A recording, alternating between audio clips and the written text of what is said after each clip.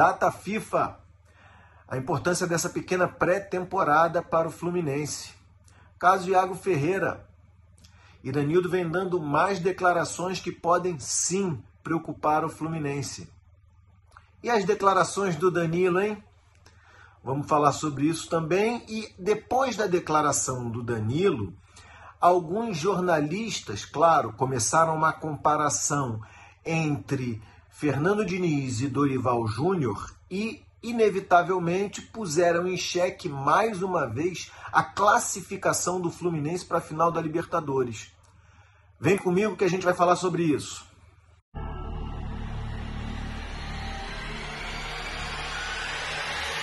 Olá, sejam bem-vindos. Eu sou Rodrigo Queiroz, jornalista tricolor, e você está no canal Fluindo Flu. Por favor, deixe seu like. Se você não é inscrito, se inscreva, eu lhe peço. E compartilhe o meu conteúdo, compartilhe o que eu estou fazendo, é muito importante para mim. Vamos lá, vamos começar pela essa pequena pré-temporada que o Fluminense está fazendo na data FIFA. Isso é de suma importância, né? O futebol do Diniz, essa metodologia de jogo do Diniz precisa de uma exaustiva repetição. Faz de novo, repete, vamos alcançar um padrão de toque de bola e de movimentação que precisa de tempo, só de tempo. Só o tempo pode fazer este tipo de futebol que o Diniz quer empregar eficaz. Tanto que não deu certo na seleção, tanto que não dá certo no início das temporadas.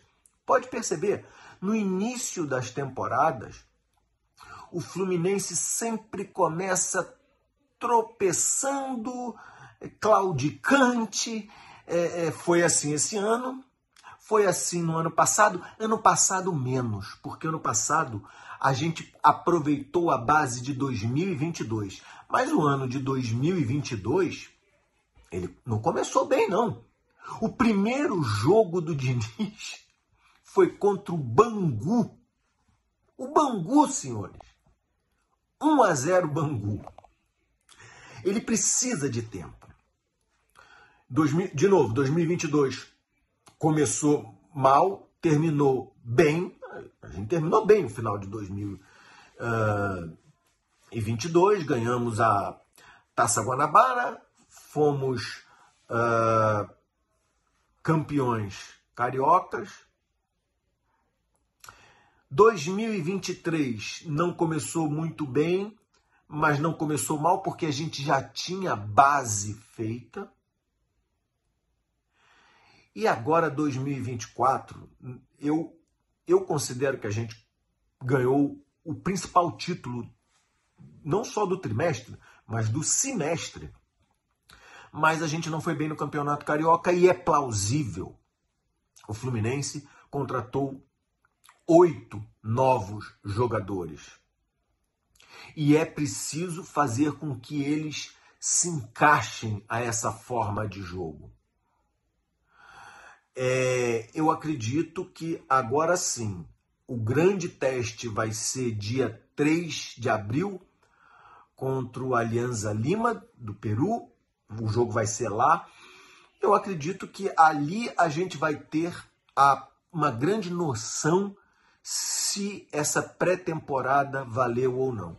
Eu gostaria muito que essa pré-temporada fosse feita para os jogos contra o Flamengo. O que era necessário? Ganhar o time reserva do Botafogo, encararia o Nova Iguaçu. Eu acredito que o Fluminense passaria pelo Nova Iguaçu. E agora estaria aproveitando essa pré-temporada para tentar o Tricarioca. É fácil? Não. O Flamengo montou um timaço. Não se surpreendam se o Flamengo for campeão tomando um gol. E esse único gol que ele tomou não foi desse time, foi do primeiro time que ele colocou a campo. E o Flamengo, agora com essa convocação do Dorival, chegou a 8 jogadores de seleção. Num time que você tem 11 atletas, 8 são selecionáveis. Não é fácil. Mas um time bem treinado, um time como o time de 2023, que tomou 2-0 do Flamengo e reverteu para 4-1, não vejo ser impossível. Não vejo, sinceramente, ser impossível. Agora são águas passadas, que a gente aproveite essa pequenina pré-temporada e tome proveito disso, né? Próximo assunto. Caso Iago Ferreira. Gente, o Iranildo continua dando declarações ameaçadoras de que o Iago Ferreira pode sim deixar o Fluminense. A meu ver, isso é muito ruim. Isso é realmente muito ruim. Mas sabe quem colocou? Sabe por que o Fluminense entrou nessa? Quem colocou o Fluminense nessa situação? O Fluminense. O Iago Ferreira, a meu ver, ele não vem fazendo um bom campeonato carioca. Não. Bom não. Ele vem fazendo um excelente campeonato carioca. O que o Iago Ferreira está fazendo neste campeonato carioca é algo surpreendente. Olha, eu queria muito esse atleta no meio de campo do Fluminense. Eu vou te dar agora aqui 2 opções e vocês comentem aqui embaixo comigo o que vocês acham dela. Sobre um meio de campo do Fluminense com o Iago Ferreira. Primeira,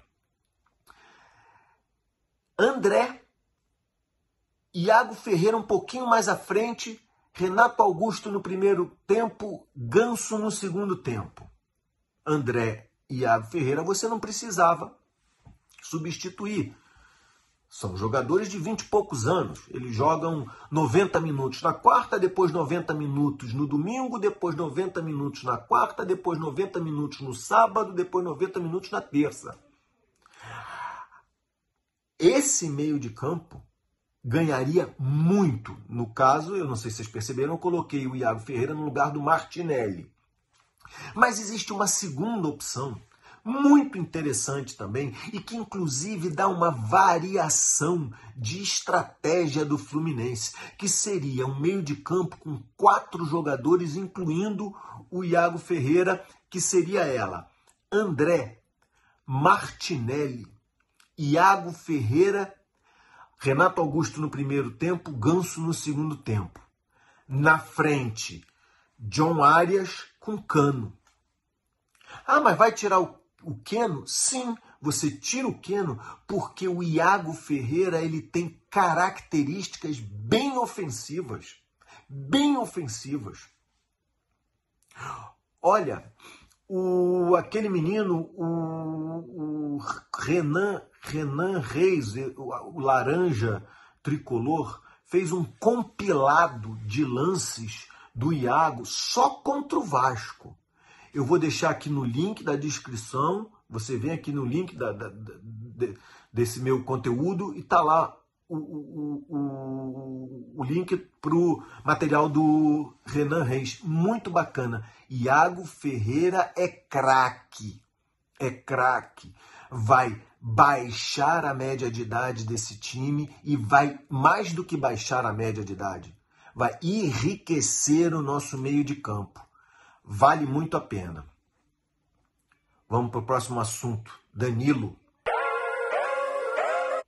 Gente, antes de tocar nesse assunto do Danilo, eu queria dizer uma coisa para vocês. Esse vídeo hoje vai ser um pouquinho mais rápido, porque eu tenho uma surpresa.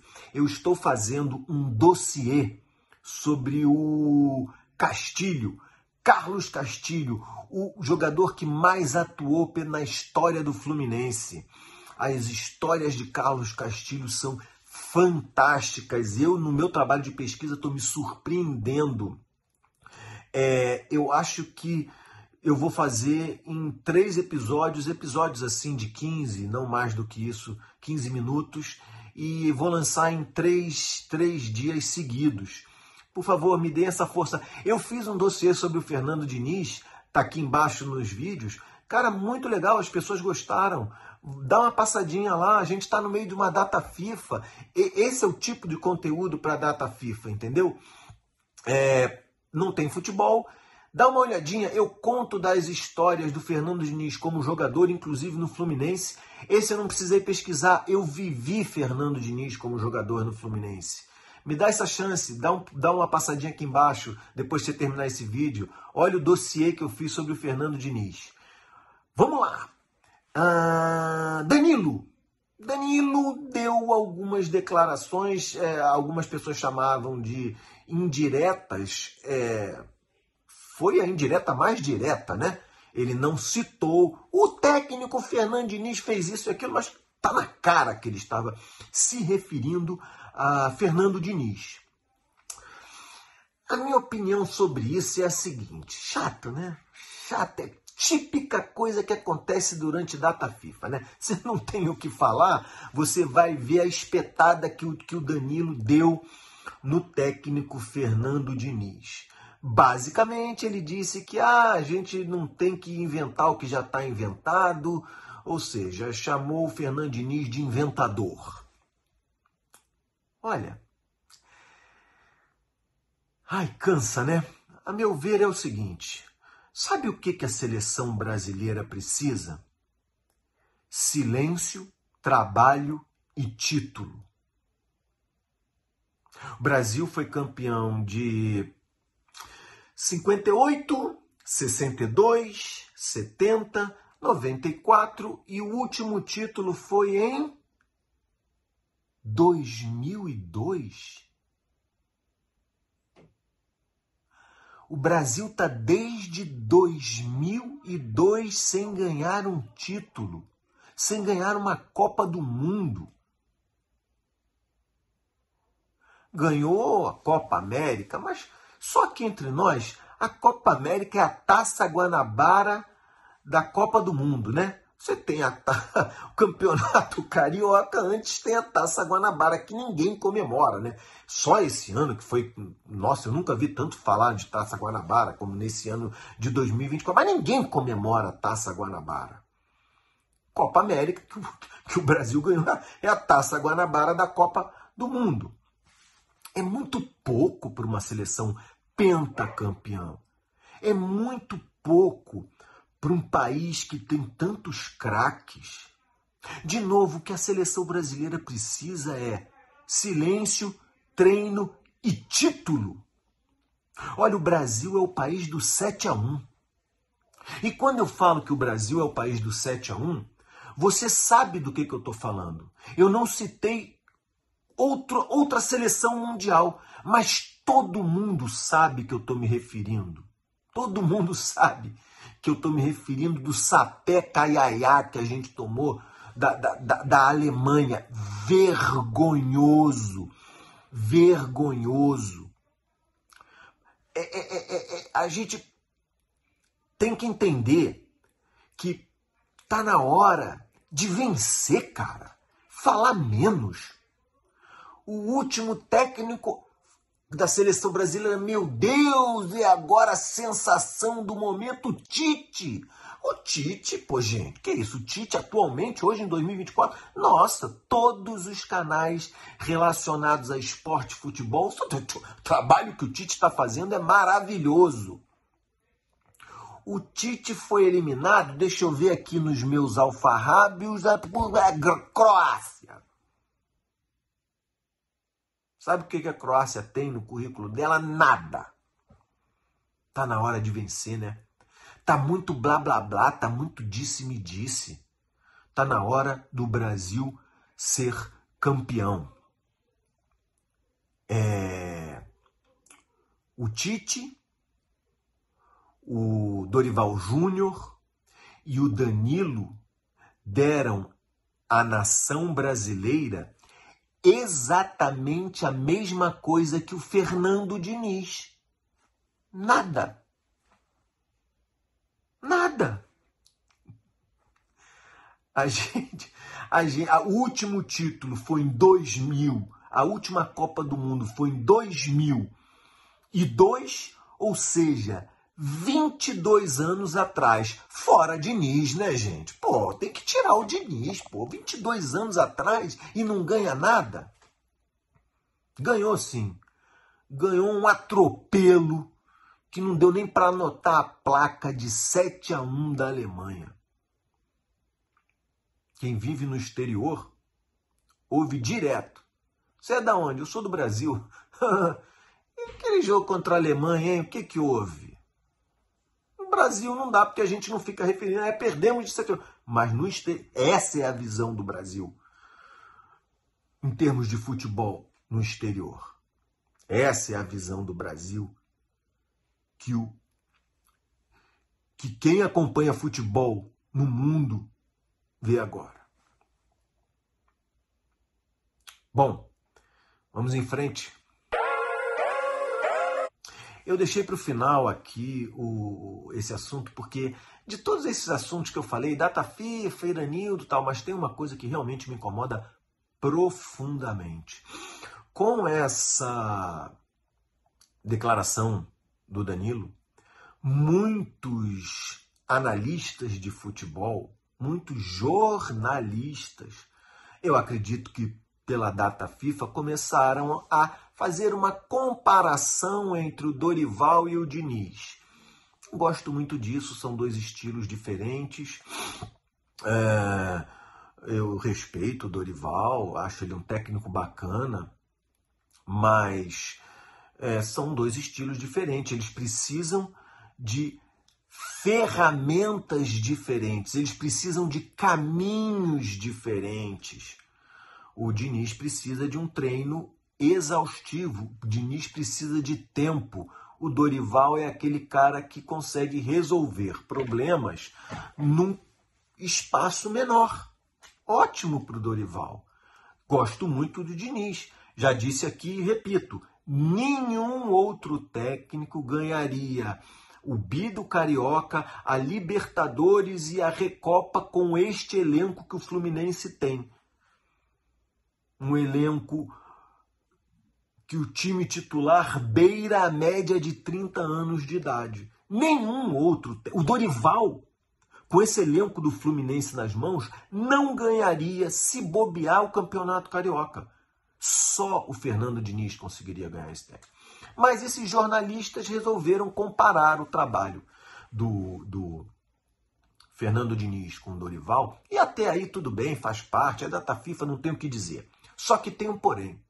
Num determinado momento desse processo, eles colocaram em xeque a classificação do Fluminense para o final da Libertadores contra o Internacional. Eu pude ouvir frases como: gente, o Fluminense só se classificou por causa dos gols que o Ener Valencia perdeu, né? Não. Não é. Esse discurso, logo depois do título da Libertadores do Fluminense, me soou como um comentário que veio de um coração partido, né? O cara triste porque o Fluminense venceu a Libertadores, deixou o fígado dele comentar e não a cabeça. E aí eu fiquei quieto, porque tá bom, tá doído? Doeu? Gelo, meu camarada. Gelo e toma um Dorflex, né? Se você tá com seu cotovelo doendo. Dor de cotovelo, gelo e Dorflex. Mas isso era naquela época, eu não falei, não vou comentar isso. Ri, achei graça, porque é um comentário muito fácil de se desfazer, e eu vou desfazer esta linha de raciocínio aqui para vocês, mas agora a gente está em março de 2024 e essa narrativa de que o Fluminense só foi à final da Libertadores e foi campeão por causa dos gols perdidos por Ener Valencia, maldade. Isso é maldade. Repito, lá era dor de cotovelo. Agora, continuar propagando esta opinião é maldade. Vamos lá. Fluminense Internacional, segundo jogo, lá no Beira-Rio. Começa o jogo, 1-0 Internacional. Mercado. O Fábio cata um cavaco este que era o pé do Martinelli, não consegue sair. 1-0 Internacional. Ora, se além desses gols que o Valência perdeu, ele perdesse mais 328 gols, o jogo terminaria 1-0 Internacional. Que história é essa de que o Fluminense só foi à final da Libertadores porque o Ener Valencia perdeu 4 ou 3 gols? Que história é essa? Tirar os méritos do Fluminense? 1-0. Estava 1-0 Internacional. O Valência podia ter perdido 328 gols. 1-0 Internacional. A questão é que o Cano foi lá e virou o jogo. Empatou o jogo. Não. A questão é que o John Kennedy empatou o jogo e o Cano virou o jogo. De forma exemplar, em campo, futebol jogado. Tirar os méritos disso é, de novo, maldade. E nesse processo de dizer que foi o Ener Valencia, esquece de dizer que no primeiro jogo, no Maracanã, o Fluminense jogou com -1 e estava 2-1 Internacional. Ali o Internacional perdeu. Era para ter dado tiro de misericórdia. 2-1 Internacional. Era só fazer o terceiro. Sabe o que aconteceu? O Cano foi lá com -1 e empatou. Não me venham com essa maldade de dizer que o Fluminense só se classificou para a final da Libertadores e foi campeão porque Ener Valencia perdeu um caminhão de gols. Isso não é jornalismo. Isso não é jornalismo. Eu tinha até separado essa citação, eu ia botar aqui na tela mostrando essa pessoa dizendo isso, mas eu falei, não, a torcida do Fluminense é muito mais grandiosa, não dá, vou ficar apontando o dedo acusador, não, até porque não foi só um jornalista. Outros jornalistas que parece que torcem para outro clube andaram fazendo isso. E eu não vou botar, a verdade é uma só. O Fluminense foi para a final da Libertadores por méritos próprios. Gente, se você chegou até aqui, muito obrigado. Compartilhe esse material. Não se esqueçam do dossiê Carlos Castilho. Eu vou dar só um spoiler que eu achei interessantíssimo quando eu vi isso. Carlos Castilho era daltônico. E isso, em vez de atrapalhar ele, isto ajudou muito Castilho a ser o goleiro que ele foi. Espero você no próximo vídeo, que já é o dossiê. Obrigado, até!